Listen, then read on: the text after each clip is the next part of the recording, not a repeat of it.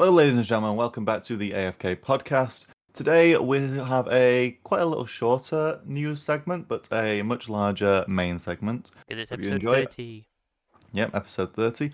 I am joined by co-hosts Isaac and Nathan this episode. I am your host, Oh, Daniacal. yeah. I'm not even Daniacal anymore, but I don't know why I said that. Anyway, the graphic says it, I think, so. But yeah, so starting off, we have some Last of Us Part 3 news.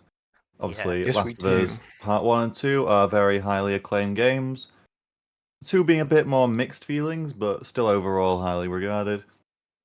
And people are always wondering, will there be a 3? And Neil Druckmann himself has said that it is unlikely in a recent interview.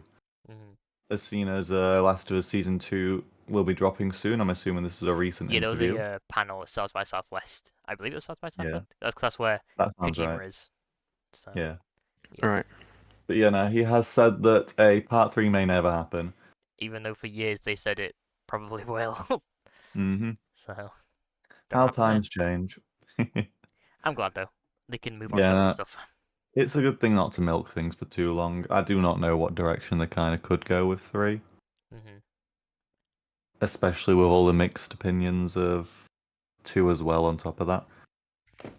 And I think yeah. the reason it's hated, there are some things which I think are more vile.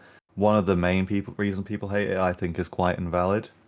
But if it's yeah, no, what I'm thinking of, for 2, I'm guessing you're on about here. it's golfing. Yeah. That's the one that I think's invalid. Oh yeah. But yeah. But anyway, so But I'm there's glad. a new Naughty Dog IP happening soon, anyway, isn't there? Yeah, Intergalactic. The one that was real. That's it. Hopefully they can just work on that. Yeah, that's gonna be like Bring the out big maybe main new IPs. focus. Mm-hmm. I do think we'll still get part 3. I hope we don't. Just not for a long They'll time. probably get if we do get it, it might. I have a feeling it won't be as good. It'll likely be pushed out and rushed in an attempt I to don't get think more it'll money be rushed. Naughty Dog is by publishers pretty... and stuff. I don't think they'd rush in like Last of Us 3 out the door. Not rushed, but like not as wholehearted, if you get what I mean. Because if you don't have a plan for something, but you're being told, right, you need to make this, there's not really much you can do. I mean, Naughty Dog very rarely misses, so yeah, I'm sure they'll go work to try and make 3 the best they can. And right now it seems like they can't make it the best they can, so yeah, that's fine. Maybe in a few years' time when he's got ideas, though, or if he just has a sudden idea. Yeah. But anyway, moving on, we now have a fan port to talk about: Sonic Unleashed to PC, which is essentially believed that this could be the floodgate opening of more ports from the 360. Yeah, it's very cool. I like it. Basically, like the only way to play this game is to own an original copy of Unleashed. So technically, it's still legal. Yeah, it's still legal. It's just relocated. Yeah, which is great because this game has never been ported to PC. It's stuck on the 360 and PS3. Yeah, I mean, there is definitely going to be a way to play it without owning the thing. It's on its internet. We are the greatest pirates in the current Earth. But yeah, which is fair enough. But yeah, no, it's just good to see. Obviously, video game preservation is something that all these companies claim to care about and then proceed to do fuck all about it. Yep. Even Sega does Microsoft. They had before Sonic Origins came out, they had all of the OG Sonic games on Steam. Origins was coming out, they removed them all. Yeah. And same with Sonic Generations. When Shadow Generations came out, they removed that one. And to make money. So yeah, it's scummy. Yeah, that's all companies, mate. The profit margins they want. But yeah, no, this is it looks really good. A lot of enhancements for like high frame rates and high res graphic textures. So that's all around a win, and even apparently runs on the Steam Deck. Oh yeah, I think I saw that on So if you're knowledgeable or familiar with the Linux interface, go right ahead. You can definitely mod your Steam Deck to have this included. Good, it's a banger. Great Sonic game. So yeah, that's a big win for the Sonic community. Now, moving on to a kind of different direction of game genre, Monster Hunter Wilds surpassing 8 million units within 3 days. This is the fastest Capcom game to reach this record. It's insane. And it's Mhm. Monster Hunter. Not even It is. Resident Evil can do that. Yep. Or Street Fighter or something. It's the more 7th niche most played Capcom game ever series. on Steam. And It has overtaken Cyberpunk 2077 in 7th place. it's absolutely, and I'm glad it's doing well because Oh yeah, it's absolutely. Monster Hunter is quite, it's a bit niche, but now it's completely broken through. I'm Which surprised great. it's still this high considering the Steam complaints about performance. Yeah, I think they have put some updates out, but I don't know what it's like still. Yeah, I know PlayStation it's fine. Xbox I I've don't got to have a look on the know. recent reviews. Yeah, Steam I know The launch day it Monster. was bad performance. Yeah, I mean, I might want to play this game at some point. Mhm. I have heard a few things like some people don't think it is worth 60 quid and it's more like 40, 50. Mhm. But that's a modern complaint, like of any game. Yeah. You know, all the recent reviews. I'm trying to have a look. Not my type of game, to be honest, but Yeah, no, not good at you the. know, it does look good. Like it looks It like a does look good really game. cool. Oh yeah, no, 'Cause, no, it looks very cool, and the cooking, like the food oh yeah, assets, look fucking this game delicious. was like increased cheesy naan sales by like tenfold. It's insane what it's done for cheesy I mean, naan the bread. food in the Monster Hunter games, like from what I remember, has always looked good, Hmm and I'm It looks gonna work absolutely my way to beautiful. playing Worlds at some point. Yeah, because we both own Worlds. I've never Yeah, played we it. both bought it around Christmas, didn't we? Hmm Yeah, I think I don't actually remember what its Metacritic score is right now. I think it's doing pretty well. I think Yeah, it's below Split Fiction. I think it's the current highest rated game of this year, which yeah. released 2 days ago. I think it was. Currently But 61% on Steam though, mixed reviews. best games I think this year. is that lower than? Hmm, So yeah, Monster Hunter no, is it's not. currently sitting at a 90 on Metacritic, second highest rated, above Kingdom Come Deliverance 2. Yeah. So we could be, and then obviously, like I said, Split Fiction scored 91. So we could be looking at maybe 2 early Game of the Year noms. Yeah, Maybe. possibly. They'll definitely That'd get be good. nominated in some categories for Yeah, sure. yeah. Like Split Fiction There's no and Yeah. doubt in that. multiplayer probably, Hmm which I really want to play Split Fiction. I've seen the first hour or two, and it looks I really don't good. know how emotional the narrative is, so possibly games for impact. For Split Is Fiction, that maybe. still a criteria in the Game Awards? I'm fairly sure it is. Yeah, I don't know how you get nominated for it though, Yeah, but. usually it's like indie games and stuff because they're heavily focused on the narrative, but Mhm. I feel like that's because it comes from like Take Two. It could very easily fall into that. Well, not Hazelight. Take Two. It Takes Two. Oh yeah. Uh, I shouldn't shorten that when I we have think when Mr. GTA 6 here. the developer of the game, I was like, No, no, no, no. I'm thinking the yeah, developers yeah. behind It Takes Two. I just said it shortened. So yeah, But maybe yeah, we'll. no, looks very good. Massive record, and yeah. 8 million. What's it still doing on Steam right now? I'm guessing it's still doing pretty Uh, well. I haven't looked at what Steam Steam chart. chart? Yeah, Uh, Probably. Monster, I'm sure it's Monster Hunter, Wild, 519,000. Oh, sorry, no, that was different thing. 473,000 database. currently playing. That's There we still go. good. That's That's still insane. Yeah, really that's good. really big. All-time peak was 1.1 million on Steam alone. Yeah. So I don't know. Crazy. I wonder how this game's doing. I wonder how this. Yeah, I wonder how it's doing on Xbox. Because Probably not Uh, well. this game was Sony had the marketing rights for this game, so it most likely doing better on there. So I'm If you intrigued. want, I'll have a look Well, now. I don't really know how you can. See, I'm trying to look at Xbox concurrent players. Xbox, What can you? I don't know. Monster was Hunter, it Wild? Yeah. Wild play count. Let's have a look. And if there is a way to see. It's Uh, an average of 1.3 actively participating each day. It looks like all platforms combined. 1.3 million is that? Or Yeah.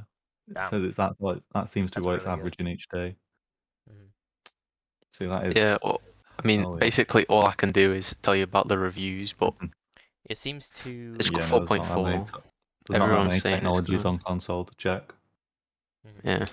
Surprising, seeing as Sony's all about the numbers, but Wilds also helps Steam cross 40 million concurrent players for the first time. Oh, that's cool. So yeah, great that Monster Hunter Wilds is doing well. It's cool to have a hmm franchise that's been going on for decades to fully yeah, break through into the Western market. So we'll see how I enjoy Worlds to tell you whether I gain an interest in this game. Yeah, I'm not rushing to go play it, but it does look good. Moving on to a franchise which you are obsessed with, Nathan. Grand Theft Auto: The Trilogy. Definitive Edition developer has been renamed to Rockstar Australia. We should also like to say that. So, go back. So, this isn't the people that made it. They fixed the game. Grove Street developed it, and then I think Rockstar just killed them. And then they fucked off to a Wildcard. So then Rockstar got this other team who went in, fixed it. So then they bought that team and renamed them Rockstar Australia. So which is good. More people to help with GTA 6 to polish it up and make it the best it can be. Yeah. And I would say like localization, but I don't really know what much would change from a English speaking version like the US or UK to an Australian version. Considering I think English is the primary language there, but although I think I do think some of them did work on LA Noire. Oh no, they worked on the re-release of LA Noire. Sorry. So they've worked with them before. Nice. The main thing is it's just more firepower onto the game. Yeah. And possibly faster patches for regional variants, I guess, or like responses for support. And just career opportunities for the Australian area. Yeah, especially for working at Rockstar, that's a pretty big thing. They should have it over there. But we're kind of lucky because we're in the UK, so we have 3 Rockstar studios, I think. Yeah. Leeds, Lincoln, and North. I can't remember what it's called. Yeah, because San Diego. We got so we got one of the biggest. Yeah, because North does GEA, so we have the biggest one. Exactly. I mean, bro, we literally live in the founding country. That is such a cool thing. It always surprises people that don't know that it's made by a Scottish developer, which makes Grand Theft Auto, because it's such an American series. Yeah. But that's fun. But yeah, I mean, America's the easiest to make fun of, so. Yeah, it's not really big news. It's just nice to see that a game that was released and didn't work has been fixed, and they're getting rewarded by being able to live on and not be killed. Like Ubisoft. Anyway, speaking of rewards, we have not been rewarded again because this just reminds me of the pain. Respawn has quietly cancelled a multiplayer first-person shooter incubation project. Could this have been yet another cancellation of Titanfall 3? Probably not. No, that game's never happening, and I'm gonna kill myself every day. But anyway, this was reported by Insider Gaming, sourced by a now unavailable LinkedIn post, and it apparently had been part of a past year project, but it was cancelled this week. And the developer stated that they are now searching for a new role, so it seems everyone hired for this project is likely freelance. I'm reading. I think around 24 workers at Respawn lost their jobs. So these were actual workers, and I was God knows what's game. I thought this was the Star Wars game when the news broke, but that was already cancelled last year, which I did not know about. I just knew they were making a multiplayer Star Wars game. There's the small possibility they attempted to do a Titanfall 3. Maybe. But then, I mean, if I wouldn't be surprised if they did and then cancelled it. Yeah. To be honest. Fucking hate Titanfall. I probably should say that Apex is actually doing somewhat well now. Really? They had a big dip, I will admit, and a lot of people were scared for a while. But it is actually, I think, on the rebound. They've implemented a lot of good changes recently. So apart from the contracts they made to the voice actors. I have not heard about that. They were trying to replace a lot of the voice actors with AI. There's like now a term in the contract which states they have to be allowed to use the voice actors. I think all of the French voice actors have quit. I don't. In that case, maybe they're not on the rebound. I'm about to say that's why I laughed at that initially. But in-game wise, it's going well. But yeah, I still will never be returning to that game. I very much disliked my time on it. I just want Titanfall 3. I've waited. Yeah. I'll just stick with Titanfall 2, honestly, at the minute. Almost 10 years. That's still a lot more fun. This game's 10 years old next year. Yep. Perfect time to announce the remaster that they didn't cancel because it's still a secret. The what, sorry? Not remaster. Because hey, Definitely. No, I said it's perfect time for them to announce the thing that they've definitely been working secretly on. well, I hope Stop taking my shit too I literally. would prefer Respawn to finish off the Jedi trilogy Yeah, and then just so it's out the way, then they can do Titanfall 3. but don't rush it. Yeah. The Jedi games have been peak. Survival, Send it out with peak. both were kind of rushed. Well, especially Survivor was kind of rushed out the door. The game didn't Yeah. work very well anyway. Fallen It was Order was fine on peak. release. There was some bugs with Fallen Order, but overall it was not as bad as It had Survivor like was. small bugs. The thing that broke Fallen Order was the New Game Plus update. Mm-hmm. That introduced a lot of bugs, which I think some still aren't fixed. Yeah, Survivor was But on absolutely release, terrible. I pre-ordered Fallen Order and it was really good. Because Well, my brother did, but I played it. oh well, did you try Survivor? That's why I was not as keen on it as you were.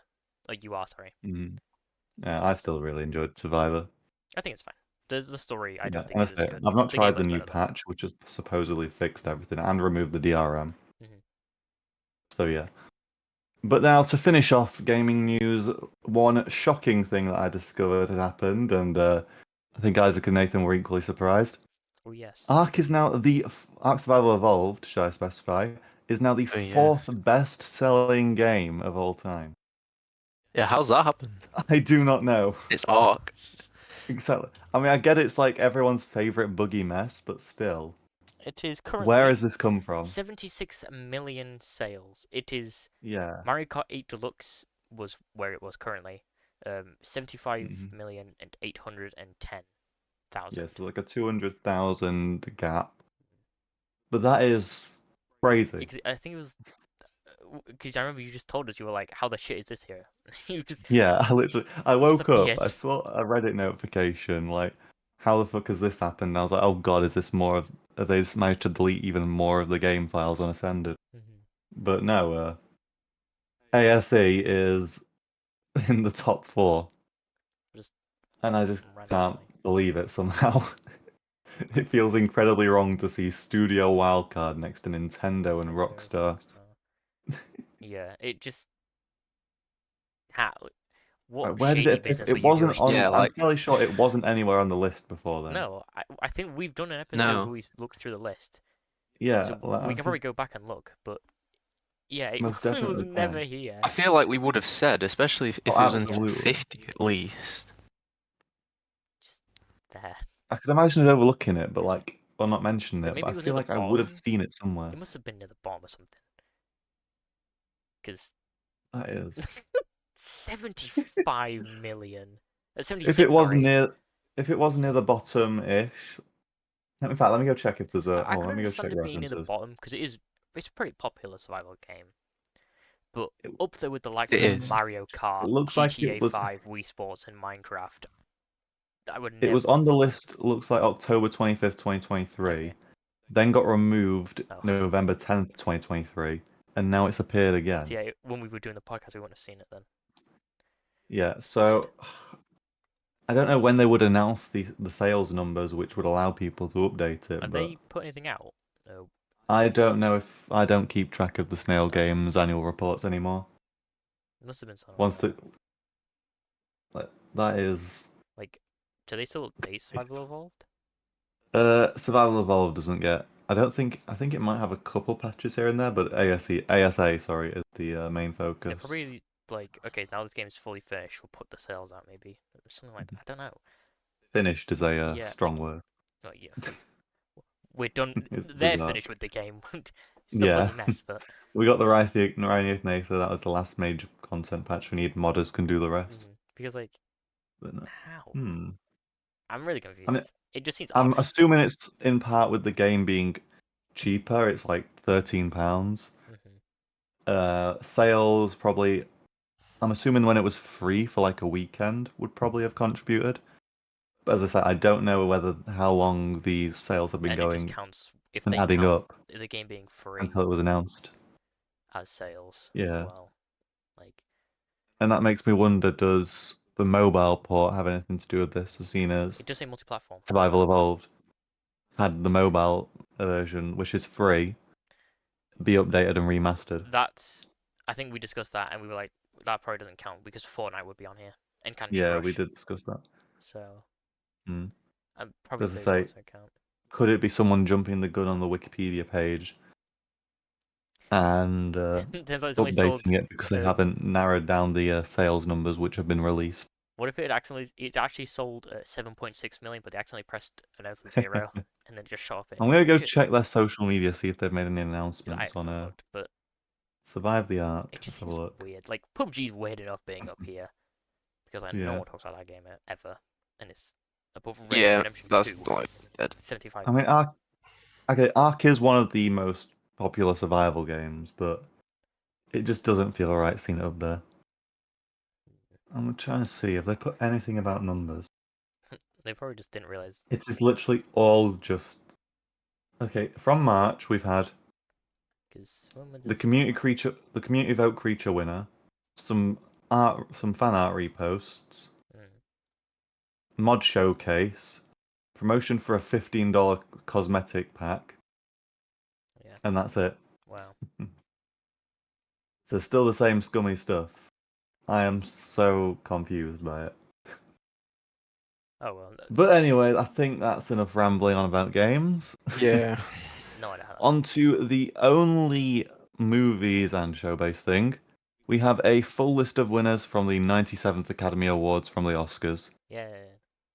So, do we want to go list. through this, or do we just want We to can read mention it it? out. Because I pulled the list. Don't we just read out the winners then? Yeah. And maybe you I'll and give my Isaac want thoughts to on comment on them? Because seeing as I'm really not in the movies or show area. So, first up, winner of Best Picture was Anora. That's good. That was an indie film. Although, so the film had a budget of 8 million. The distributor, they said they spent, I think it was 16 or 18 million on the Oscar, like, push, like, marketing stuff. So it sounds like you bought your Oscar, basically. So I don't know how you spent almost double your budget Another 8 million, yeah. on an Oscar buzz. So no idea what's going on there. But I'm glad Honora won Best Picture over Emilia Perez because it's an indie film, and yeah, it's nice to have indie films win.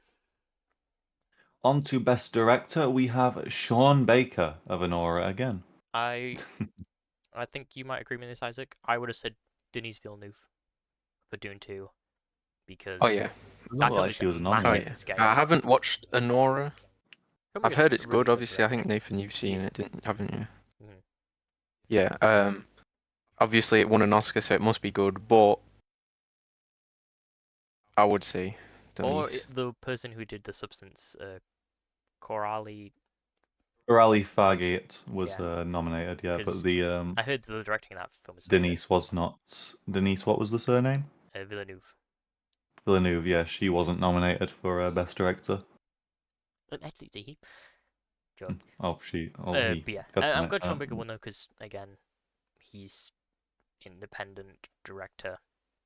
So although he's a pretty big, it's definitely nice director. to see well, yeah, it's big director, but it's nice to see that even like the category of indie can get these things. Because I believe and they have a chance. Sean Baker has made history with Anora. He's the first one to win 4 Oscars for one film in one night. So pretty cool. Very nice. Well, now on to next actor in a leading role. We have Adrian Brody from The Brutalist. Did you hear the story about this? So Ray Fiennes, the voters didn't vote for him because they thought he already won for Schindler's List. He had never won, so they voted for Adrian Brody, who had already won previously. So that doesn't make sense. Well, but I don't think Adrian Brody should have won. I personally think Sebastian Stan should have won for playing Donald Trump. He is nominated because he was nominated in The Apprentice, yeah. And Donald Trump, Sebastian Stan playing Donald Trump very well in the year where Donald Trump became president, and he tried to ban this film from being released. That would have been. Mwah. I'm just going to credit him for getting into a role with Donald Trump. It definitely takes some effort to try and get into that man's mindset. It was. It's haunting to watch him as Donald Trump. That's who I would have preferred to win from that year, or from this year, I guess. But he's already won. Like, it's just boring. And he did the whole stop the music. and then he yapped on for like another 3 minutes. I saw Is that the guy who got told to wrap uh, it up? yeah, they were playing them. I saw a shit post saying Adrian Brody's the only person to have a Oscar speech longer than his film. He said it was a 6 minute speech. I think it was the longest in Oscar history. I don't remember anything he said. Still nowhere near as embarrassing as the La La Land. what's his name, Black Myth Wukong guy, talking about his speech for wanting to win Game of Oh the Year. yeah, they wrote their speech early, beforehand. Yeah. Oh, for dumb. Anyway, on to the next category: actress in a leading role. The winner was Mikey Madison from Anora.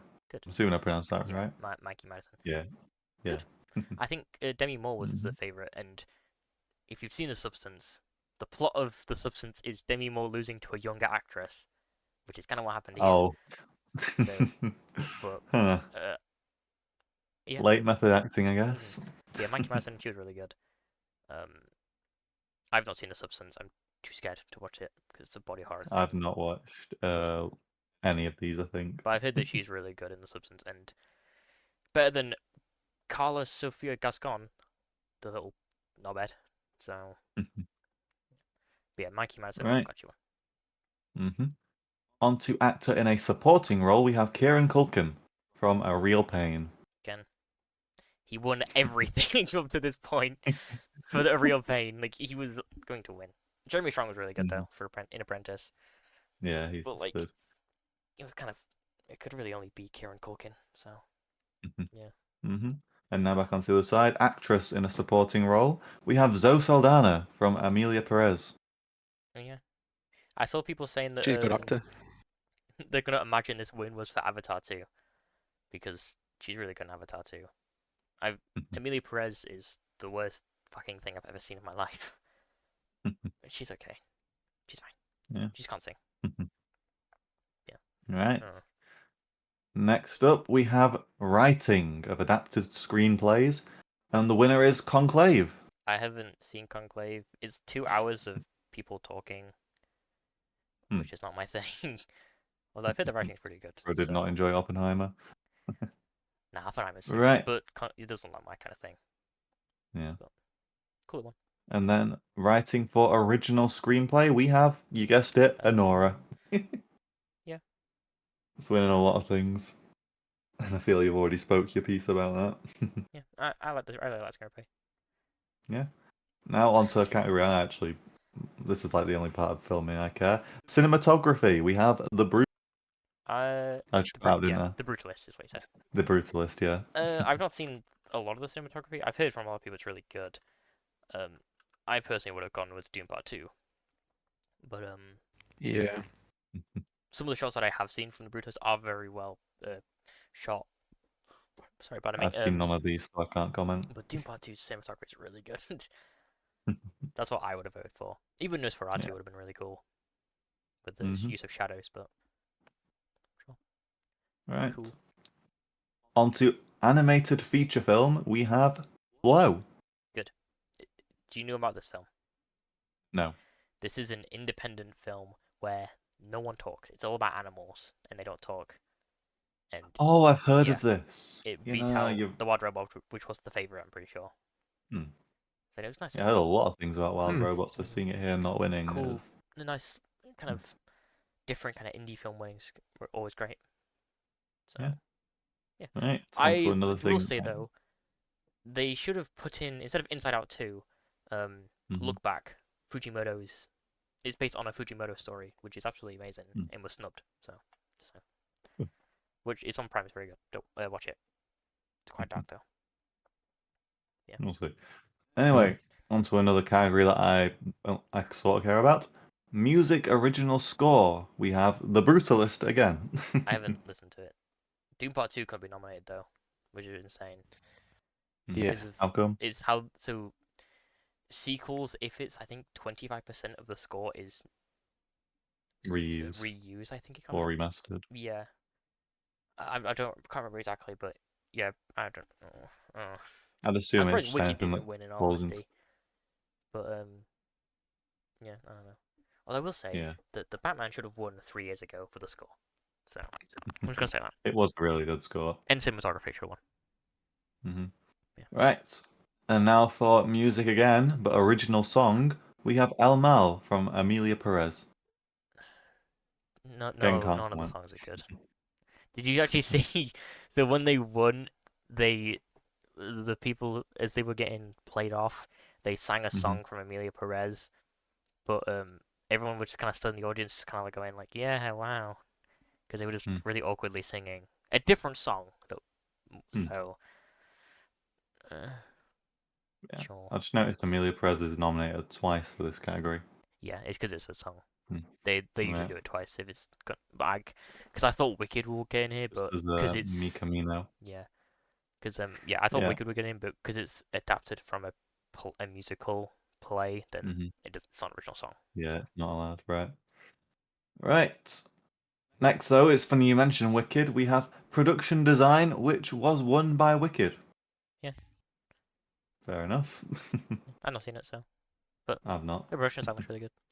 The cinematography shit, though. It's really bad lighting. But I'm just not really into modern movies unless it's just something easy to watch. Yeah.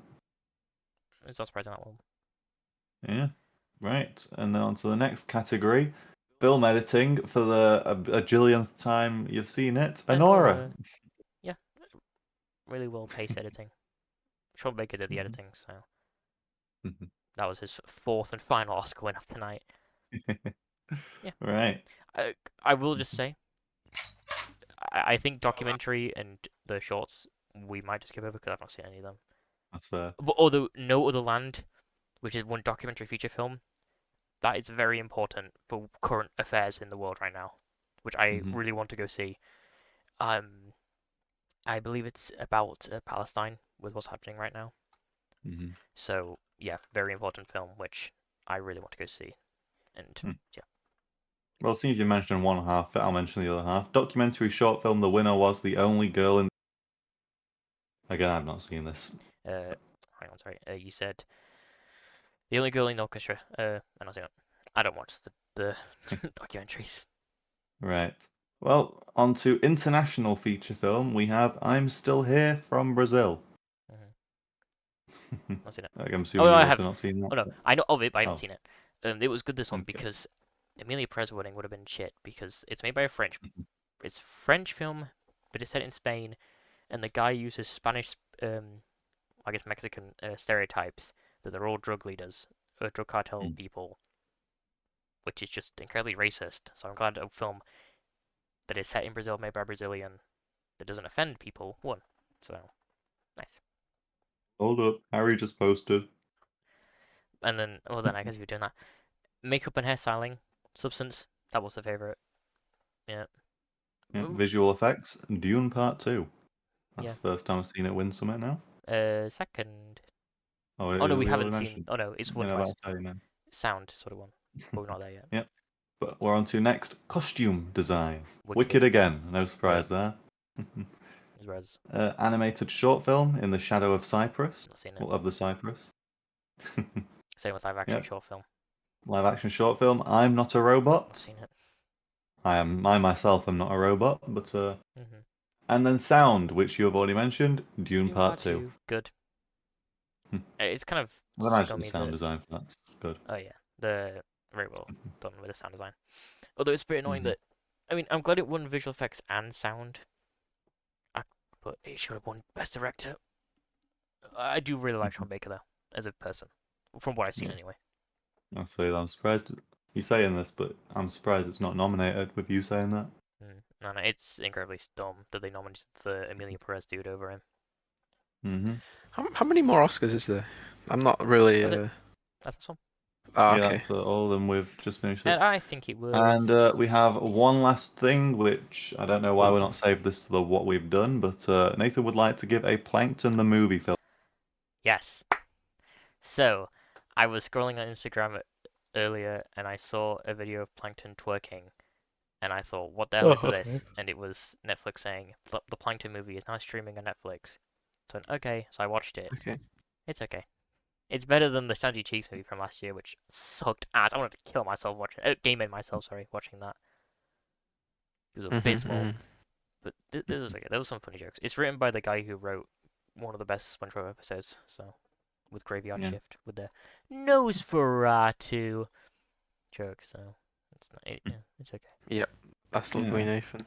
Well, I guess if Nathan's done that, me and I Isaac can give my do score. one little thing 6 first. out of 10. Oh, there you go. Right. Well, I guess there's one thing me and you could do then, Isaac, seeing as Nathan's doing that. We could give a Invincible episode 7 review. Episode 7. Damn, okay, man. well, So, if you're going to join Nathan, in, would you I'm like to going take off your pick up my headphones, headphones. seeing as Message you didn't Yes. take my advice? I will message you, Nathan, yeah.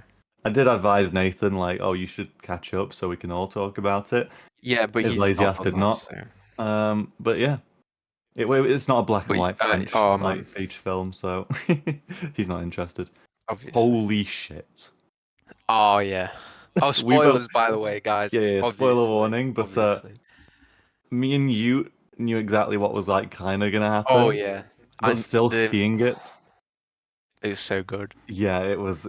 Oh, I love that episode so much. I see why it's the highest rated one. I'm not sure whether I'd prefer the season 1 finale or this still. But I mean, next episode. Season 1 finale, I still think is the best episode of the show. I think just because the build up to that was just so phenomenal. I mean, this is definitely like maybe second. Absolutely, I would agree with that. Absolutely. I don't think that's too much of a. We've been waiting on this for so long. Oh yeah, our next episode. Our next episode, I'm praying it pops up. So, apparently, this next episode has double the budget of this episode. Apparently. So, the thing I'm just curious about is Jeffrey Dean Morgan's delivery of lines. I've not seen him in any animated media. Me neither. That was honestly one thing I saw. At the minute because it was a bit off, but we've only given him 5 lines, so I'll wait. That's true. And I did think when I first watched it, it's a bit. It doesn't. I always imagine Josh Brolin. Yeah, that's the type of voice. With a really deep voice with Conquest, or I don't know if you know Ryan Hurst. Plays Thor in God of War Ragnarok. Oh, that would have been good. Yeah. And he plays a character in The Walking Dead. I've always had it as like a really deep, demanding, like almost tyrannical voice. I sort of keep watching it, and it's sort of grown on me a bit. Oh yeah, so I have no doubt it'll grow on me throughout. Now. Yeah. But yeah, the episode as a whole was great. Absolutely. I think all spoilers. You probably will know this, Daniel. For the comics. Yeah. Those Invincible variants, or most of them, will show up again. Same with Angstrom Levy. Yeah, we'll have a few of them show up. Well, whichever one. I know. Yeah, I think if I'm remembering correct, we'll see a couple more of them, but there's one major change to one of them surviving. So Which one? In the comics, Omnimark dies to a yo-yo of all things, but I did see that actually. What the creative choice is behind keeping him alive? Is it just to reprimand the stupidity of the yo-yo killing him, or I don't know, but I was thinking about this earlier, and I feel like with Omnimark, in his universe, something along the lines of Omni-Man, you know when he gives the speech to him when he's young that he'll get powers? Yeah. I feel like he told Mark the truth there about what he was doing on Earth, and then as Mark's grown up, he's seen people get hurt and stuff, and then when he's got his powers, he's finally come to the point like, oh yeah, we should get Viltrum, and his dad's like, no, we shouldn't, and then they fight, and then he kills his dad, and then I feel like that's what happened. So that's what I'm saying's happened. As I say, we don't really know too much about obviously all the backstories. No. But the one that'll probably get the most screen, will get the most screen time is Mohawk. The Mohawk one, but yeah. I guess we'll see. We don't get it for a while. We won't be for a while. Yeah. But no, the finale, go crazy. I am so hyped for it, and if you are right about the double the budget. I've seen some fan animations of it, and they look really good. Obviously, with fan animations, like I think the only real demerit of fan animations is sometimes consistency of sizes and then just frame rate, but that's obviously due to it being a single person, not a complete professional with full creative tool accessibility. But they still look great, and I'm praying that they go all out this episode. I think we've rambled on enough. I think we should move to the right. main We should topic. I'll summon Nathan back. Call Nathan back. Yeah. I've messaged him, and then you can introduce us. Right. Beautiful. Okay. Right. Okay. So yeah, that's our Invincible ramble on. Now on to the main meat of the bones. We have our top 10 film list. So, what do we want to do the same pattern as always? We go through 10, then our 9, then our 8. Yeah. I don't know who went last. Okay. Though. I don't think I've started off yet, have I? I don't know. If you haven't, then you start off, and then it'll be Isaac, then me. Yeah, I can't remember. We don't keep track of these things too well. We should probably start doing that. Mm-hmm. But oh well. So, starting off with my number 10, Hot Fuzz. Nice. I think we all agree this is a really good movie. Yep. This is my personal favourite of the Cornetto trilogy.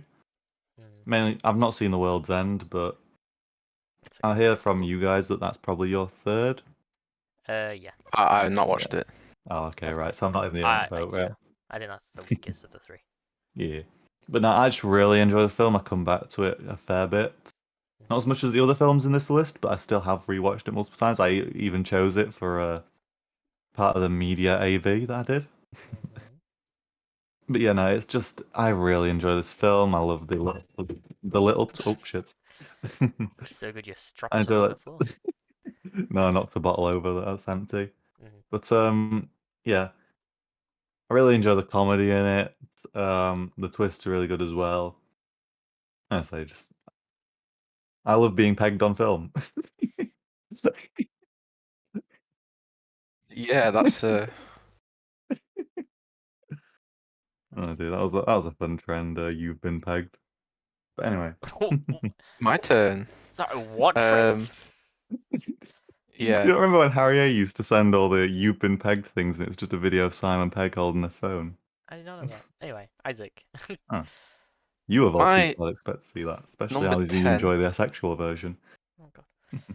Anyway, is Monsters University. I really like Monsters University. It's kind of like a bit of a guilty pleasure. Yeah. But yeah, I really like Monsters University. I think it's got a great story. And don't get me wrong, Monsters Inc. is also an amazing film. But I feel Monsters University is the better out of the two, personally. I know that's a bit of an unpopular opinion, maybe, especially with Nathan, but I would say just I do prefer. Okay, well, probably like you know what I mean. Everyone. But I do prefer Monsters University, so. Right. It's been so long since I've watched either of them, so. Monsters Inc. is better though. But I do love University. I do have nostalgia for that film. Like, okay. So my number 10, I have For a Few Dollars More.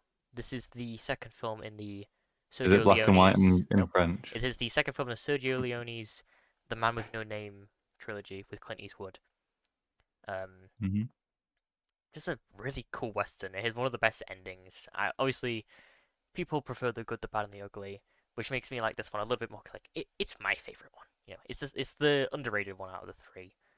And Clint Eastwood is amazing. Man with No Name is one of the coolest characters ever. And like I said, the final standoff is just so cool. It's just a cool ass film, you know, and I love it. So yeah, that's my number 10. Hello? Right. Daniel? Oh, I thought I am here. Cut out then. Yeah, no, fair dues. Right, on to number 9. My number 9 is Knives Out. Oh, wow.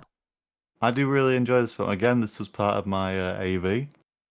I also really enjoy this film, and it is a film that I have been able to bond with a family member over, with my dad, because he watched it when he was in hospital. So that maybe gives it a bit more emotional boost, but I still really enjoy this movie. It's really well made, and I'm a big fan of the cinematography in it. Yeah. My mum absolutely hates Daniel Craig's accent in this, so she's not been able to watch it. I find it funny though. Yeah, no, it's really well made as well. The narrative is really well structured and supported. So yeah, that is my number 8. I mean number 9, sorry. My number 8. No, my number 9. Forgot my number there. Is a film which I don't think I've ever really mentioned to either of you guys, but the first time I watched it, I really enjoyed it. The second time I watched it, I was like, damn, this is actually a really good film. Oh, And that's Trial of Chicago 7. That is not what I was thinking of. It is. I like a lot of dramatized non-fiction. I think that, yeah, non-fiction. So stuff like war stories based on a true story type of stuff. I really like that stuff. And Trial of the Chicago 7, I think it's sort of a plot twist towards the end of the film, but not really. But it sort of is, and I really like just the whole film because I think it does really well in, and I'm nerding out a bit now, showing the injustices around the Vietnam War in America. It tackles a lot of racial issues as well, and I think it just does a good job of what it's trying to do. I don't think that's a general consensus that it's an amazing film, but I just find it to be an amazing film, so that's why it's my number 9. Nice. Fair is. I remember when you said that. Yeah. I remember that you talking about that film when you watched it. I've never heard of this film in my life. My number 9 is a film which you definitely heard of. It's Goodfellas from Martin Scorsese. Heard of it, not watched it. Yeah, it's the Scorsese film. It's the gangster film. I personally think this is better than The Godfather Part 1. I've not seen Godfather Part 2 yet, but I love the writing. The characters are great. Joe Pesci's fucking awesome in this film, and yeah, great cinematography, great writing. Like I already said, really engaging, and it's the go-to gangster movie in my opinion. So, but although it was close between this and After Hours, which if you've seen After Hours, you'll know why. But yeah, that's my number 9. Fair dues, right. On to the number 8 category, where I'm kind of going back into my comic book nerdy area. Avengers Infinity War. I really love this movie, and it was the movie which really got me into Marvel as well. So I watched the entire MCU to understand this movie. Because my brother went to see it. I didn't really care for Marvel at the time. He had a really good view of it. I saw some clips of it online. And then, yeah, that was where my Marvel thing began. And yeah, it is a really good Marvel film. It is one of my, I think, yeah, no, it is in my top 3 Marvel films, I believe. We've not done, have we done a top 10 Marvel films thing yet? And I don't believe we have. We could do a top 10. I don't think so. We could do it at some we'll point. Probably will do that at some point. Definitely have to rewatch a lot of it because it's been years since I've watched most of the MCU. Well, I think it's just easy we do comic book movies, then we can include like DC and stuff. Yeah, true. I'll put that in here. That's an even bigger watch list. What the hell was that noise? That's my notification noise. Oh, it's really loud. I have the Cyberpunk phone notification thing. But yeah, so that is my number 8. I really love it. That Thanos in the movie is one of my favorite like comic book villains in film. And yeah, Josh Brolin does a great job in delivery. So yeah, on to Isaac. Oh, funnily enough, my number 8 is also an MCU movie. Mine's also and it's the one that started it all, Iron Man. I rewatched this film not too long ago, and it is so good that I kinda dribbled a little bit when I rewatched it because it is much better than I remember it. I will admit, it probably isn't the best MCU film, but I think it's a great origin story, and I just think it is a really good film overall. That's fair enough. Yeah, Granted, the villain's a bit. Yeah, that's my fallout with that film. I think it was still the early days of the MCU, and whilst now the villains are a little bit, dookie. They have made some better villains since then. Yeah, no, that's completely fair. Iron Man 3's better. Iron Man 3 is my favorite. It should be quickly worth mentioning though. You said that it's not the best MCU film. These films don't have to be the best of anything. No, these are just our obviously. favorites. It should definitely be worth mentioned. And if I was putting the top 10 films I thought were the best, this list would be entirely different. I wouldn't have a list because fuck debate and all that shit. And yeah, so these are personal favorites through and through. If it was the best, then I think there'd be like one superhero film that probably gets on this list. I also would have skived this episode because I cannot be asked. It would be Into the Spider-Verse, which I probably would. But my number 8 is also a superhero film. It's Spider-Man 2. The Tobey Maguire one. So much nostalgia for this film. I grew up on this, and I guess the entire trilogy, but this was the one that stood out to me the most. I think this is the best way to make a superhero film. It has the balance of the goofiness that comes with comic books, with the more emotional bits, with the whole Peter kind of grappling with his Spider-Man identity and how it's ruining his life. And it's very human. Doc Ock's a great villain. I do think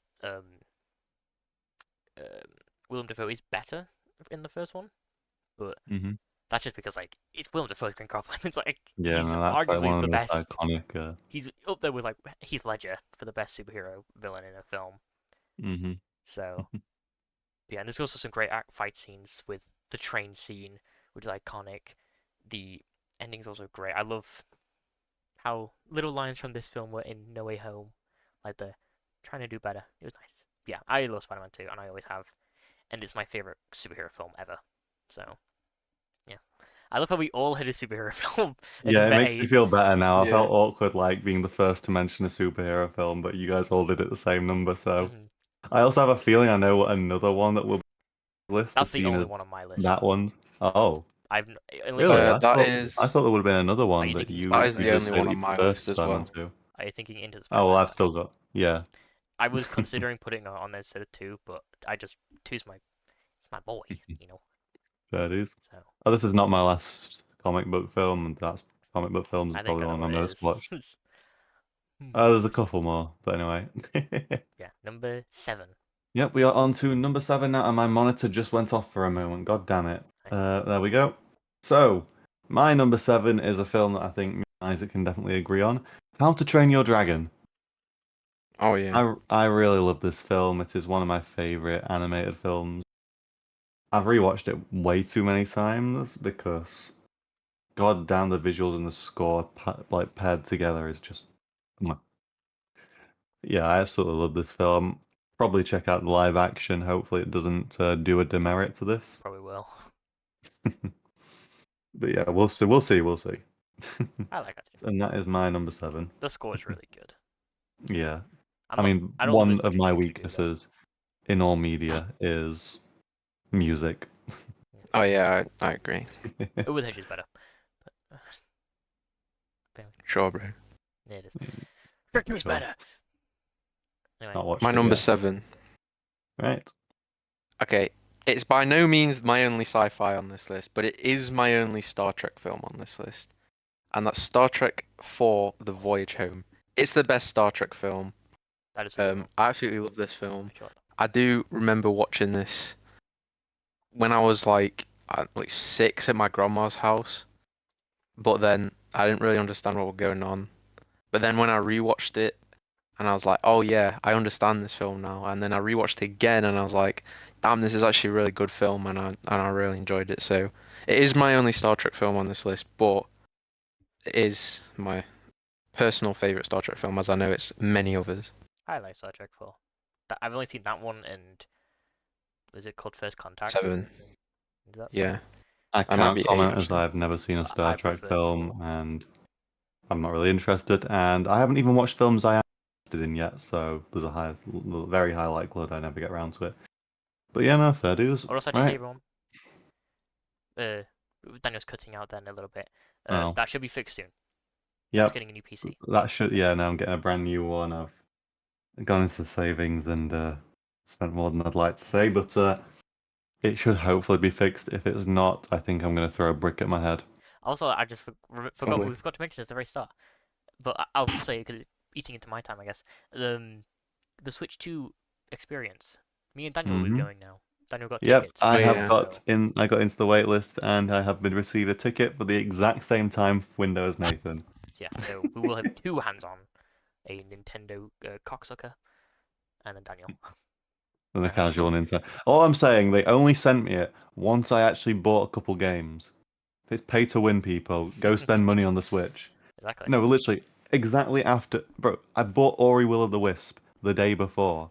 And then a bit before that, I bought The Blind Forest. Like, bro, bro, it's pay to win. They probably use, like, because you need a Nintendo account, they're probably, like, looking who's active a lot. Activity, yeah. So, I mean, And that's not a bad way of showing it. I also was on the wait list, like, probably one of the first, like, few in thousands. That, I mean, it does make sense. That's, like, a good way of doing it. Just so then, like, the hardcore, the fans will get to go instead of Jerry, who's, like, never touched a Nintendo game in his life.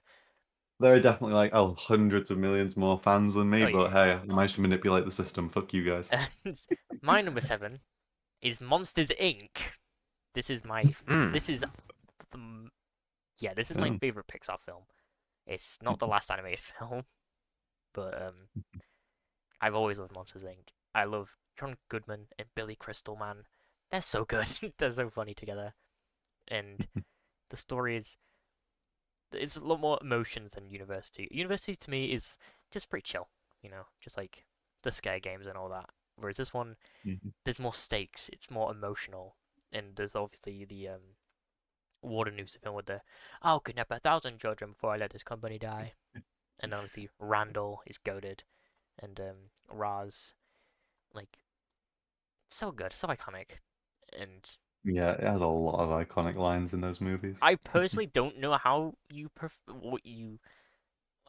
how you can prefer University to Ink, because I just think Ink is more heart and more of a voice than University. I still do like University though. Maybe I've just not watched Ink recently enough, honestly, but I do like Monsters University. I don't think I've watched either since primary school. But Ink's just that ending when he puts the piece in the door and Kitty, like, oh my god, and then they sing together. Mike and Slade, and I was like, oh my, so good. Best Pixar film. Number 6. Yep, well, it's funny you mention iconic lines and such because this next movie has a fair few. Star Wars Episode 3, Revenge of the Sith. This is my personal favorite Star Wars movie. I've rewatched times than I can count. I just love it, man. The music in the fights, everything about this movie is just so good. And this is my Star Wars film, for sure. I know you don't agree because I think yours is still Empire Strikes Back. It will always be it. No, I don't think anything will overtake Empire. But no, this film is so good. I love Hayden Christensen's Anakin. And Ewan McGregor's Obi-Wan Kenobi. Like, I love it, and that final fight on Mustafar is probably one of the most iconic fights, other than Darth Vader and Luke. So yeah, that is my number 6. Nice. My number 6 is probably regarded as one of the best films of all time, and that's Interstellar. I love Interstellar. I think it's a great film. I know a lot of people like it a lot, and I probably, if it was a list which wasn't opinion based, it probably would be higher. But it is opinion based, so it's at 6. Which do you prefer, this or Oppenheimer? Because I know you really like Oppenheimer. Or is that showing up later in your list? Well, you'll see. Okay, showing You'll up later in see. your list. I like Interstellar. We watched that together, didn't we? Interstellar? Yeah. Yeah, we did. I really liked Interstellar. I definitely think it does the sci-fi very well. Thumbs up from me. Very well shot. It looks gorgeous. Yes, it does.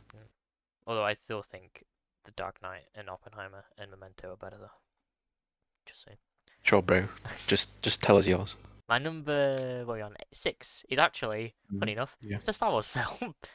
It's Empire Strikes Back. I watched this and episode 4 on VHS tapes, which I believe didn't have the ugly ass CGI in 4. I may be wrong on that though, I can't remember. This was like back in 2013 or something insane. So, but yeah, I've always loved Empire Strikes Back. It has, obviously, it has some iconic scenes with Hoth the worm, all the stuff at Cloud City. I love how the villains win at the end of Empire, which I really like. Because obviously, spoilers for a film that came out in 1980. Obviously, Luke gets his hand chopped off. The big reveal at the end. Oh, what? Iconic. What? You're spoiling it. Han Solo getting captured, like, I love that the villains win. I think it makes it a lot more interesting than having the heroes win, which, yeah, so good. Amazing film. And it's also the only original trilogy film that George Lucas didn't direct. What? No way. Yeah, that's my number 6. Are we on? Yeah. Yep. Time for All the right. top 5. The halfway point, which is one which I mentioned earlier. I was expecting Nathan to have. This is Into the Spider-Verse. Again, another movie I've rewatched a lot. The music is again one of the main factors, but the animation and style of this film is just absolutely beautiful. I think we can all agree on that it's an amazing film and one of my favorite comic book movies of all time. Only beaten by one other one. I would like to say, I don't know if, unless you guys it is on your list, which do you guys prefer, Into or Across? I think Into, though it's close because the music of Across I think is slightly better. In my opinion. I do think the music in Across is better than Into. Which do you prefer then as a whole? I would probably say Across because I just prefer the world building, well, universe building really. Multiverse building. Multiverse building. But don't get me wrong, like the first film is still, they're both literally still right behind films. Yeah. Yeah. Although, I am also an Into fan. It's a very marginal opinion. And I think we are all equally excited for Beyond the Spider-Verse. Oh yeah. When it eventually comes out. Which do you think will happen first, Silk Song or Beyond the Spider-Verse? Don't know. End of the world. Yeah, it's probably best bet. Silk Song, Teen Cherry would go under because they never released a game in that time. Am I right to go now for 5? Yeah. Go ahead. Don't I shoot that question? Now again, not my last sci-fi film on this list, but I do think it is one of the best world-building films that I've ever watched. And it's one of the reasons why I have such an interest in space and space exploration and specifically aliens, and that's Avatar. I absolutely loved this film. Nathan, I think you do as well. My thoughts like it? I like it. I definitely lowered since. Okay. But the world building's really good. The story for this film, I think it's simple, but I mean it works. Because the main part of the film isn't really the story; it's more just it's the world. The way of the water made that even bigger. The fire and ash will make that even bigger. And I hope by the end of the 6th film, I think it's 6 films or maybe 7, that 5. Might be 6. 5. Oh, I don't think it's that many. I think it's 6. I'm sure it's 6. I mean, I can check while you're still talking. I thought there were only 4 nations. Yeah. So I will more. Yeah, this is definitely one of my favorite alien sort of films because I think it just does an amazing job at world building, and I absolutely love world building. So yeah, that's my number 5. My number 5. It's Evil Dead 2. This is the best horror film ever made. It's basically R-rated Looney Tunes. It's so good. I love the cabin scene when Ash is going insane. When he's getting beaten up by his own hand. It's like such cool. And I love all the blood. It's so cool. He has a chainsaw hand. He says groovy. Like, it's awesome. I adore Evil Dead 2. I think going on to that residential and finding people who also adore Evil Dead 2 made me like it even more. It's definitely shot up in my top 10 list. But yeah, so good. Like, it's kind of like a soft reboot as well, so you don't need to watch the first film. But yeah, it's really good. I highly recommend Evil Dead 2 if you're into really gory stuff. So yeah, Sam Raimi the GOAT. So that is number 4. Okay, we're getting close to the end now, and the My final comic book movie in my list, and you two have probably guessed what it is. It is Guardians of the Galaxy Which one? Sorry, you cut out at the end. 3. And I'm so glad that when I get that new PC, if it hasn't fixed it, I'll be fuming. But yeah, no, Guardians of the Galaxy 3, one of the few movies which has made me slightly tear up, which doesn't happen often. Sobbing I don't during know. that one. Yeah. I find it hard to cry at films, but this one was one of the few. Dog films get me a lot, but this wasn't really a dog film, so yeah. Very well done.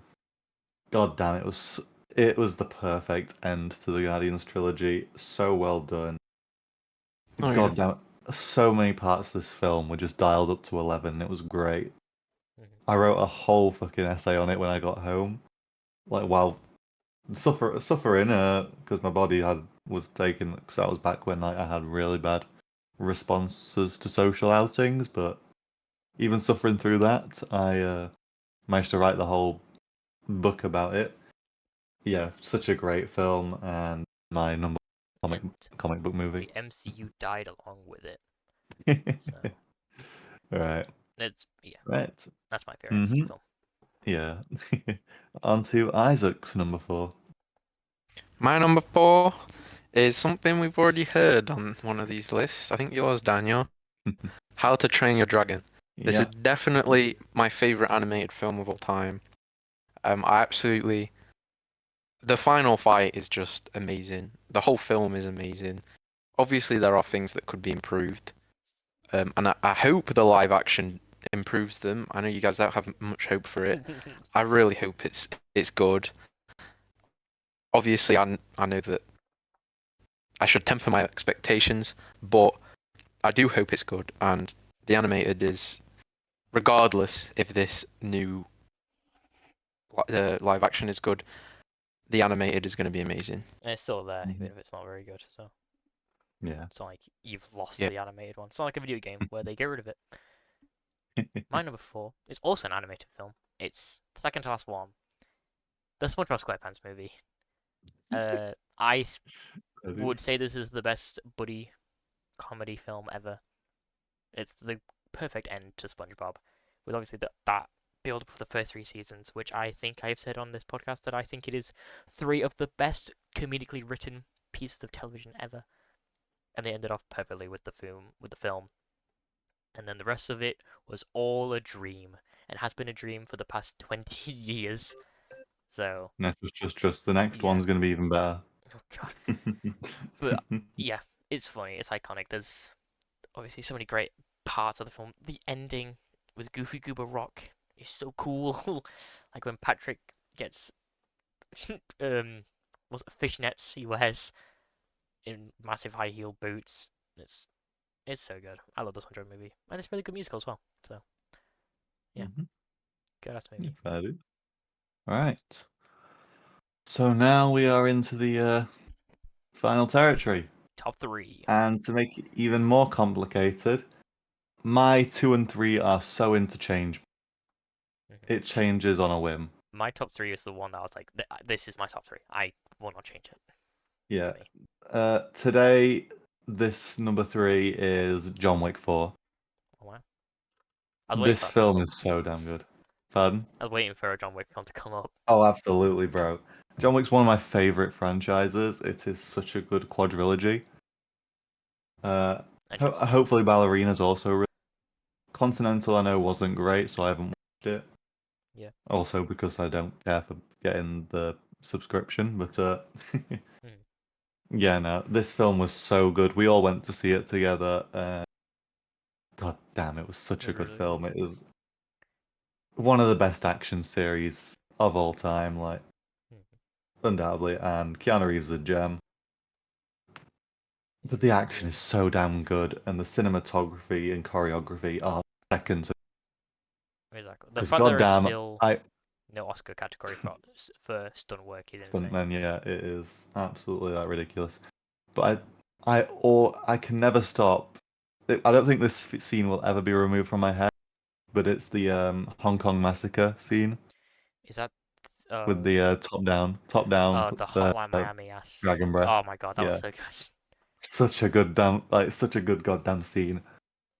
And I love this franchise That- so goddamn much. And then the stair scene is right after, isn't it? When he just keeps Yeah. falling down. Like, oh man, this is really good. Mm-hmm. That's a really good Oh, franchise. So yeah. consistent. And the ending is so... I really love the ending. I hope they don't make us 5. I really don't want them to make 5. I think it's ended perfectly. Mhm. So. Yeah, it definitely I would be a agree. continuation. If it was going to be... I think if they were you John himself, it would have to be a prequel. I don't see anything else happening. I think Keanu's getting really old. I think, yeah. I mean, it would be interesting to see the impossible task. What? You could have But that. yeah. It would be interesting to see the impossible task. Mm-hmm. Stay tuned, folks. This hopefully will be resolved. But anyway. And I think there's definitely plenty of young actors that could do it. Oh yeah. Because it is a younger John that does the impossible task. So, but yeah, absolutely love this film. Number 3, baby. Isaac, your turn. My number 3 is actually a film Nathan you asked about earlier, and that is Oppenheimer. When I first watched this film, I was like, "Damn, this film's crazy." Then I rewatched this film and I was like, "Damn, this film's crazy." And then when I rewatched it again, I was like, "Damn, this film's crazy." It's got an amazing score.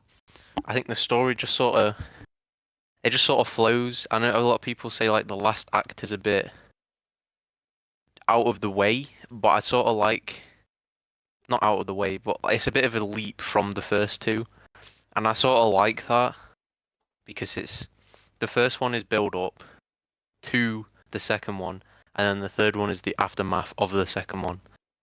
And obviously, the climax of the second one is the test. So I think it just does a great job of showing Oppenheimer's life because that is what the film's about at the end of the day, and I love it. That's why it's my number 3. And Cillian Murphy's I really do good. still need to watch Oppenheimer, which never had a chance. It's an amazing film. Barbie's better. Mm. I do actually That's think the that only as one well. I've seen. I cannot comment. But the Oppenheimer score was to Oppenheimer is really... I have listened yeah. to that. But Mm. I do not know Please, how sorry, pianists Daniel. do it, but have you Please do heard... not chew on the episode. If you're chewing, I did not mean. Oh, he Isaac's talked to slurping. Isaac. Right. Sorry. Yeah, no, I have heard the score, and if you guys have seen any YouTube piano medleys of it, Jesus Christ, how do they do it? It pops off. But it's such a it's such a Who did good the goddamn score score. again? It was what's his name? Feels like Ludwig Göransson, I Yeah, think. I don't know. I can't comment about the surname. I know it is Ludwig. Yeah, I might be wrong. Give me a minute to It check, is. guys. Hold on. He also did Black Panther, Yeah. Turning Red, Mhm. Tenet, Black Panther, Wakanda Forever, Venom, We're the Millers, I like the Tenet soundtrack as Creed, well, honestly. Creed 2. Oh, he's doing the Odyssey as yeah. well. That comes out next year, Hmm. which is the new Got a wide portfolio. thingy. He did the score for the Grogu and Dust Bunnies Studio Ghibli crossover with Disney. Hell yeah. What? By far the weakest thing on that list is Turning Red, but I did not enjoy that movie. Nice. Okay, my number Right. 3 On to Nathan. is Seven Samurai. Kurosawa, he's one of the best to ever do it. I just love the way he directs, the way he moves his fucking camera. He moves his camera, Daniel. He moves it. Like, no one moves his camera. It's awesome when he does. I love the story. It's a 3.5 hour epic. Or it might be less than 3.5. I think the one I own is about 3 hours long. But it's...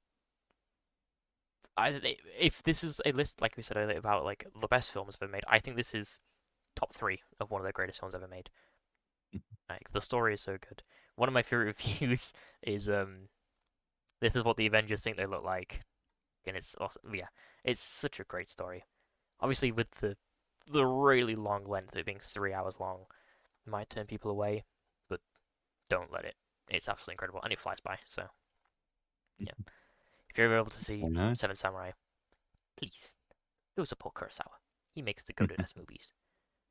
So, yeah. No, that is. I mean, it's no doubt that if there's a film that you think is the best, that is also your favorite. You do films, you're super passionate about it, so that makes complete sense. For me, it's behind Schindler's List. I think Schindler's List is the best movie ever made. It's on this list. Fair enough.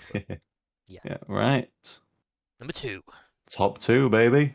And as I said before, my top 2 and 3 changed on a whim, and today it was this. It is John Wick, the first one. God damn, I just love this franchise, but these two are easily the top like 2 films of it, and I can never decide which one is ultimately number one. Yeah. But nah. I think the only thing I prefer, like one of the things I prefer from John Wick to John Wick 4 is the final confrontation. Yeah. I really love the first ones in like the rain. I Mm. think it's just such a good film. These films are amazing. The cinematography, score, and just choreography, stunts, they're all great. These films excel in that category. And yeah, I won't ramble on again. Isaac, would you like to take your number 2? My number 2. I do like war films. I think I mentioned this earlier. Actually, maybe I didn't, but I don't remember. I don't remember. And this is my favorite war film, and it's more of an anti-war film because there's not like much warring going on, if you know what I mean. If you've watched it, you'll know, and that's Hacksaw Ridge. Hell yes. I absolutely love this film. Andrew Garfield, amazing job. Mm-hmm. The story is based off a true story, and it's such an amazing story that they actually had to tone it down for the film so it was more believable, which is crazy. And yeah, I absolutely love the story. It's another one of them films where I feel like it's kind of clear where the cuts are between the first act, second act, and third act, like with Oppenheimer, and that is sort of what I like. Not because it's badly paced, but it's just you can understand that you're getting through the film. And obviously, Daniel, I think you've watched it. Mm-hmm. I've not seen it. The like the guy did what he did, and then it was just it's fucking amazing. Yeah. So that is why it's my number 2. Film, yeah. Funny you mentioned Andrew Garfield, because there was an Andrew Garfield film that I wanted to chuck on here. Yep, I wanted to, but it just didn't He's make really the good cut. in that movie. I really I love mean, Andrew he should have won an Garfield's Oscar phenomenal, man. fucking Will Smith. I need to watch that one with Florence Pugh and him still. Oh, We Live in Time. Yeah, that's it. I still need to watch that. I really want to watch it as well. I don't know if it's all in cinemas. But number 2 is the final animated film on my list. Fantastic Mr. Fox. I adored the book as a kid, and this film is so good. I love stop motion. I think stop motion's probably my favorite animation form, just because of how much effort is put into stop motion and time. Like, it's insane that these films exist and they look as good as they do. And this is my favorite one of it. Obviously, Wes Anderson. I love Wes Anderson because I'm a basic ass bitch when it comes to cinephiles. But this is my favorite one. I love the witty dialogue. The look of the film is gorgeous with all the colors, and yeah, just a really good tight ass movie. You know, shit fucks. So you can almost say it's fantastic. Mic drop. Ain't it fantastic? Exactly. Go watch it if you've somehow never seen it.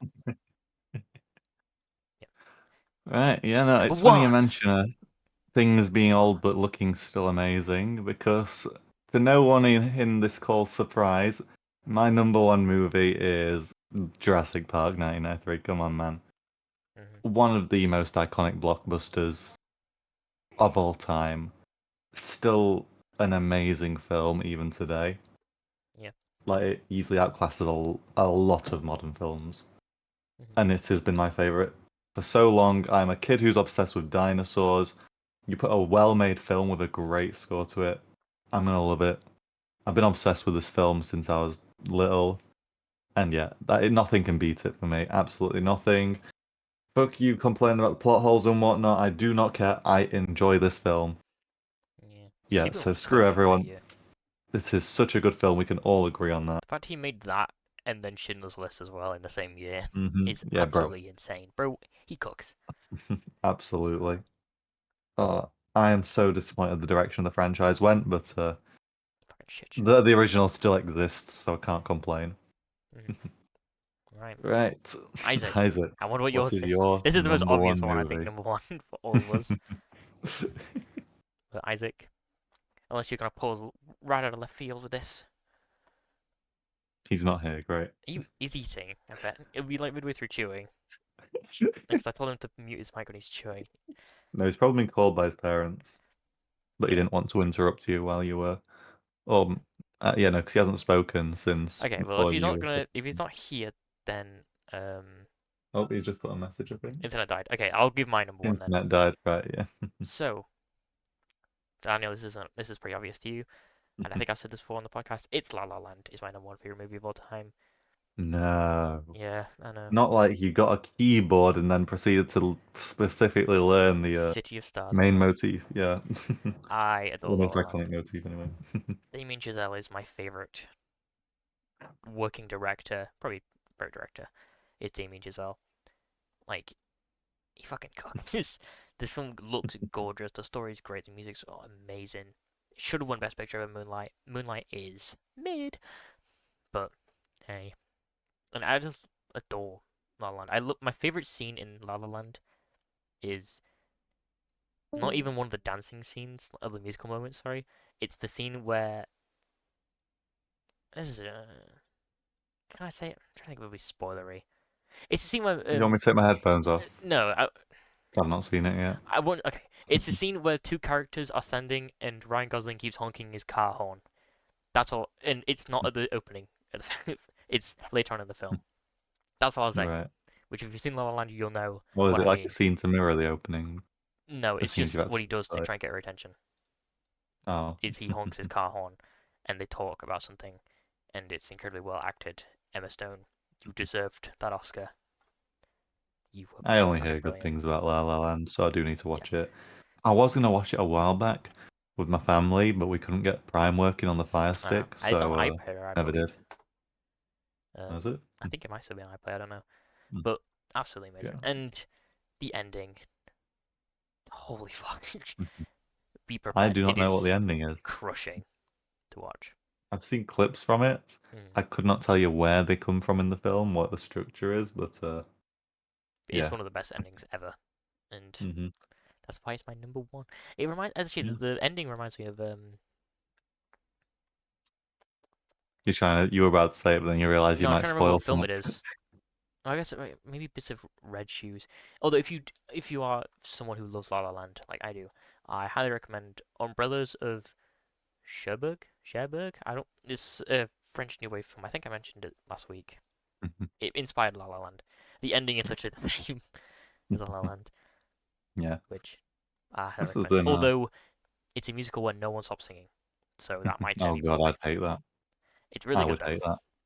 You get used to it the after only a while. musical I've properly enjoyed is Tick Tick Boom because it's a biographical musical about a musical, which just itches my brain enough to make me tolerate musicals. Really enjoy it. It's the kind of film where it's really jarring at the start because it's just some dude trying to get his car fixed and they're singing, but then as it keeps going on, you get used to, you ignore that they're singing. You kind of tone it out. Yeah, this has been an interesting episode. We've all had very mixed, and it's really fun to see. I like how we've had a section where we've had me and you both had a Star Wars film in the same spot, and then we all had a comic book Marvel movie in the same spot. Yeah. That was really fun. Yeah. What can I say? Did we have? But no, I mean, this was kind of difficult for me to throw together because in the group I probably keep track the least of what I watch. And I always forget because I'm just not the film guy of the group. Yeah, that is clear. I enjoy cinematography and helping you guys like with camera work. I don't mind acting either. Butterworth's asked me to do some at some point, but yeah, no. Other than that, I'm just not a big film guy. God, Isaac's internet's been dead for a while. I mean, I love film. I've met some great people through film with doing courses and stuff. I know in about 2 weeks, we can do this in this just conversation, I guess. We're gonna watch a film we're gonna sit in sleds and watch a film which is about the Sami people who were like, I don't really know what they are. It's a historical kind of thing. Sami people. They're from Norway, I believe. Yeah, Norway, Sweden, Finland, and Russia, not Russian. They're like they live in like the snowy areas, so they like herd reindeer and stuff. Oh yeah. So that's an interesting sit experience. in sleds and watch them. So yeah. Yeah, no. I Which mean, is film so was cool. probably what the direction I was going to go if games didn't appeal to me anymore. Mm-hmm. But as I say, it would either be in like cinematography or acting. That'd be the direction I want to go. Yeah, it was a difficult list. Actually, I do have. I should have listed my 150 favorite films of all time list. God damn, I would kill you. Me and It's Isaac in would have left like by the it's 20th. in alphabetical order. So I'm just looking through it. Fucking Roderick Rules is just here. What? Oh, I should put Roderick Rules in my list. Fuck. Damn. Oh well, we'll put that in next time when we do top 20. Well, there's definitely films I've just forgotten, or maybe just I've preferred films today than I did, or I will maybe like, in a few days. Yeah. But what is this guy's internet Which one's doing? your favorite? No clue. He's probably stopped trying. We know what it is. Well, unless he changed it. Did we? Let's message and see if I he's can't changed it. think actually at the minute. I don't know if there's something super obvious that my brain's just I'll not message you it just so that I clocking. don't say it for our great viewers. Yeah. What it most definitely is. Oh yeah, that is likely it. Yes. Oh, hang on. Is that you messaging? Oh, that's Isaac. I know I'm gonna be Okay, I'm back about soon. to Okay, some okay. random ones. So Okay, right. Voodoo could say it for him. It's The Martian. Good. Yeah. Um, he says he loves it. It's not surprising. It's a film about Mars, and Yeah. yeah, kind Yeah. of He difficult to also say said, why he "Fuck likes his it. internet." And yeah, fuck his internet. He likes space. He's clearly a space kind of guy. Actually, The well, Martian is a really good film. I have watched it, mhm. and I did really enjoy it. I have not seen it. Yeah. Actually, But yeah, let's so I guess looking at we should these. wrap up episode for ourselves. Actually, looking at these Is Isaac lists, saying that there he's is probably not a. going to be back? Why we're actually we are definitely very sci-fi heavy people. Oh yeah, There's sci-fi has always been one of my favorite genres. one. I guess Monsters Inc. is I kind mean, of a science sci-fi fiction's genre. just yeah. Oh, it's yeah, that's One, sci-fi. two, three, 4, 5, 6, 7. Into Spider-Verse, I guess. Yeah, I'd say that's multiverse. sci-fi. So I clearly lost count. Would you say Spider-Man 2 is maybe? Uh, I, it has elements, yeah. but it's So very 1, 2, grounded 3, sci-fi. I mean, I guess 4, Spider-Man in the Raimi trilogy 5, is sci-fi 6, because it's a science-born 7, 8, 9, 10, power. 11, 12, 13, 14. 14 of the 30 films Yeah. listed are science fiction in some way or another. Mm. Okay. I mean, let's see how many of mine are. 1, 2 2, of mine are. Or 3, 3, sorry. 4, 5. 5 of mine. Half my list is sci-fi. Hmm. Yeah, I think I just 2, love the 3. genre. 1, 2, 3. Yeah, 3 of mine. Oh, but yeah, I realize this. Okay, what Right.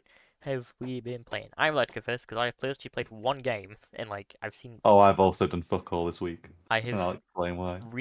well, I not really replayed. I played the Sonic Colors Ultimate game, which is really mid, but the Mhm. music's really good. I've not played it since the Wii game, so the, all of the cutscenes are still like 720p. It's like they literally did nothing for this remaster. So, Damn. but what have I All watched? right. I have watched. Oh god. Um, I watched. Woke up, saw Nora won Best Picture, went that's cool, and then I watched Nora at like 6:30 in the morning. The Treasure of the Sierra Madre, which is like a Western film about these three dudes that go into the mountains in Mexico to find gold. Gold. Who's got gold? Who's got gold? If you get that reference, you're very cool. And yeah, it's kind of like them going insane. Well, one of them goes insane. Uh, I rewatched After Hours. I rewatched History of the Entire World, I guess. Like, that video is so good. You've seen the video, haven't you? Yeah, I think I have it some. I can't remember it entirely, but You're in a obviously rock that's floating in space. Like that one. It's so well yeah. edited. And I watched Astro Boy for the first time.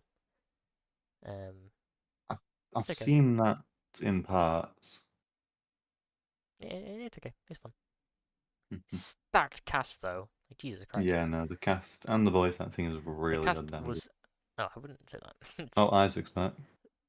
No, I uh, really enjoy I think there's some what's alright his name? performances. It's completely gone. Like the guy who voices the president dude, he was not very good. Why is his? I can see. There No, are I some good can't see his performances face though, but I anymore. think a lot of them are not, or just like pretty whatever. Nicolas Cage. That I really Oh, I enjoy thought his he voice was acting there. okay. I think he got better as the film went on. He was not very good at the Mm. start, but yeah. And the cast was so stacked that it killed the studio. So, although they did make a Yeah. TMNT film, which I really want to watch, and then Yeah. they died because I was talking to my friend about it, and then but I will say, although I've not read the manga, so I don't know anything about Astro Boy, so I wouldn't really say this is probably the best way to experience Astro Boy. Mm-hmm. I'm sure it's a good way to get in, but and then I said Plankton the movie, which was fine. There was some funny jokes, like Mm-hmm. Plankton becoming very lovable and just some stupid ass shit. It was funny, but yeah, that's it. Daniel. Right. On to mine. Gaming has been really empty. Explain why. Because for half this week, I've been trying to build the specifications for this computer and then order it. And that has taken so much goddamn time. GPU is in shambles. Damn, And lose you your can never microphone. get. Yeah, and as I said, this will be great. The GPU market's shambles and everything's overpriced. I was waiting on the 9070 series that AMD release soon, but yeah, I decided against it in the end just because I wanted the additional features that Nvidia offers, mainly the CUDA cores. They're just great. But yeah, so I've not played really any games because I don't want to make any save progress, which I have to re-back up because I've already backed up a bunch of it. So I've played Phasmo at the start of the week, a bit of Minecraft with you and Callum, and then what else? I played a bit of Supermarket together. Yeah. And that's pretty much it for gaming. Nice. Movies, as per tradition, I have watched none. And shows, still watching Dragon Ball Z. Where are you I'm about? closing, Are you at? almost done. Oh wow, damn, Yeah, I've got like 30, 40 episodes left. not bad. So yeah, final What's your stretch. favorite arc so far? Favorite arc? Ooh. There's definitely pacing issue with all of them. That just comes Because with obviously modern it's anime. old, yeah. But I think in terms of my favorites, I think the Cell arc definitely had a lot of it had a lot of memorable moments. I'm at the part of the Boo arc which is really good. Apparently, because I've heard the start of the Boo arc's the worst, and then the end isn't that good either. Yeah. But the middle bit's kind of the best, which I am in right now. Yeah, I've not seen Oh, great but things about Boo. goddamn, the hype when getting like a new Super Saiyan like tier is just so damn good. I've just seen Super Saiyan 3. Yep. Goddamn, yeah, no. It's great. Nice. And yeah, I'm looking forward to Dragon Ball Super. I've heard Super's kind of okay. I've heard it's not Mm. very consistent. Its episode count or its Okay, writing. well, I'm just trying to get through it, and then I can finish Daima, and then I'll be done. Nice. Although actually, I forgot. I did watch one TV thing. It was What's that? an episode of One Piece because we are currently doing a top 10 episodes. We're trying to make a list of our top 10 favorite episodes for a podcast episode in the future. Which that's not a spoiler. Again, We can mention look out because my list will be shambles. that. My list is really As per difficult usual. because I have Yours is 30 difficult because episodes. you've got so many. And I have, yeah. Mine's difficult because I don't have any. I I have. hate doing favorites. I love listing stuff. Right. So. But yeah, no. Oh wait, there's a few other things. Oh. Solo leveling. Last episode was really good, but I get so annoyed with cliffhangers. And that's every episode of modern anime nowadays. Yeah. And then you gotta wait an entire week. It just flies by, which is so goddamn annoying. Especially where this week's episode left off. It is literally like an action then cut. Yeah. And yeah, I'm hyped for next episode because I think we're on to like the full like the meat of this arc, which Dom has hyped up a lot. Oh, So he yeah, read and the thingy. he's read it. He said he's waiting until it's all come out to watch it though in No, animated form. I see. So here there is a few moments in the anime which are a lot better than the manga or manhwa. Mhm. But yeah, and then final thing is obviously Invincible, as me and Isaac mentioned. Goddamn, last episode was so damn good. Yeah. Catch up for God's sake, Nathan. You better watch the finale when it comes out so we can talk about it. I'm not gonna do it just so then we can't talk about it. I'm going to murder you. No, If you do we that, would that'll be still the end up second thing. talking about it anyway. I just would mute. I know, but it would be good if you participated. Yeah. And it's so annoying because I want to repost the new episode, but I don't want to spoil it for you. I'll probably skip past it anyway. I don't care. I don't want to take the chance, especially because of how big of The a thing spoiler it is. with the Invincible Season 3 is my complaints is just I want it to be better. I just want more. I want. And then there is more, and you're not watching I it. know. I So what want the fuck? the animation to be better. I'm sure the animation is really good now, which I've heard the The animation does animation in get the good latest for. episode is really good, and apparently next episode is going to double the It's like I've budget. said. I want them to. I don't mind waiting 2 years, 3 years even for a season. Yeah, I know, I but the don't think large they should do. majority likes to complain no matter I what. know. The If it fact that takes they too long, said, they complain. yeah, If it's it insane. if it doesn't if it's not out as soon as possible, they complain. They But the are fact that they said, screwed. oh yeah, we want to aim for a season a year. No, Hmm that just makes the animation worse. I watched some clips from Yeah, but season that's 1. conforming to the The fan animation's better. complaints. They're It's listening to the fans in the insane. worst area. I'm sure it's nice to listen to fans. It's good for Hmm how the fans kind of interact with your show and stuff. But hmm so don't listen to these I mean, whiny 12-year-olds. I don't mind because I still enjoy it. I'm still hooked on the narrative and the And I characters. just want Amazon to give them a bigger budget. I can look past it easy. I'm not going to sit there like some weirdos analyzing frame and like. I don't get why people are like acting like it's the worst animation ever seen. There is worse. It's still good. It's still good. I just want. It's not amazing. It's not like anime level quality, but it's still good. The thing is, like, it can be better. Just Amazon doesn't It let it absolutely be better. can. So Yeah. which they need to. So hopefully when ever the boys finishes and they can and that stops getting funding, maybe give some of that money to Invincible. Invincible, yeah. Just kind of go, here you go. But no, they're You gonna never buy know. Jane They and might probably do. kill it. So There might be a project in the future where they kind of go back and remaster it. mhm. That's definitely happened in the past before, so who's to say it couldn't happen with this? But yeah, Yeah. I'm sure it's good. But yeah, watch it. It's can't be like you arsed watching also need to play the Ori games like the it. deal We was ain't never made. playing those ones. I am Send us going off. to murder you. No, I'm going to murder you. You need to play the Ori. No, We made a deal. Then We made a deal. I play Celeste, you play the Ori games. We're not sending it off. no. I'm removing you from the Steam family. Right. But Are you yeah, gonna send right. us off That's now? been Oh. episode 30. Now he joins. Oh, Hello. he's back. I'm sorry about that, We're man. sending us My off. internet just killed. Oh, okay, I'm glad I could be here for the end anyway. I'm on Yeah. my laptop because my Xbox still isn't connecting. So Alright. Come on, Daniel. Well, I'm getting a new PC. Isaac will be getting a brand new household for better internet. oh, I wish. Right. This has been episode 30. I've been your host, Daniel, joined by my co-hosts Isaac and Nathan this episode. Mostly Thank you me so much for anyway. watching. Yeah. Yeah, I get more screen time and I'm the last one down. Mm-hmm. I get it. Right. So that's been all. Thank you very much for watching, and we'll see you next week. Bye bye. Goodbye, everyone. Bye.